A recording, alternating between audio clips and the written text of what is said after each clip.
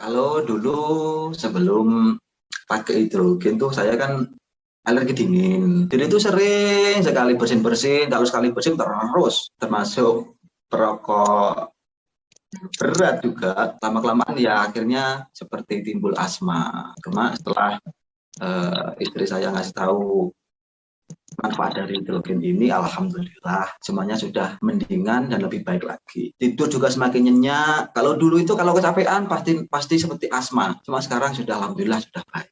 Dulu itu saya itu kena dingin sebentar aja sudah seperti asma. Sekarang jangankan dingin, hujan-hujanan aja nggak apa-apa. Kalau saya hampir setiap hari, yang pasti malam hari saya pakainya sebelum tidur. Kekuatan gitu. Saya juga kaget. Berarti kan nikotinnya rokok itu berarti benar-benar nempel di situ. Ya, dan sekarang saya sudah mulai bisa mengurangi rokok juga setelah dari situ. Yang jelas saya juga kaget. Berarti nikotin rokok itu aja bisa nempel, apalagi pori-pori dalam siapa?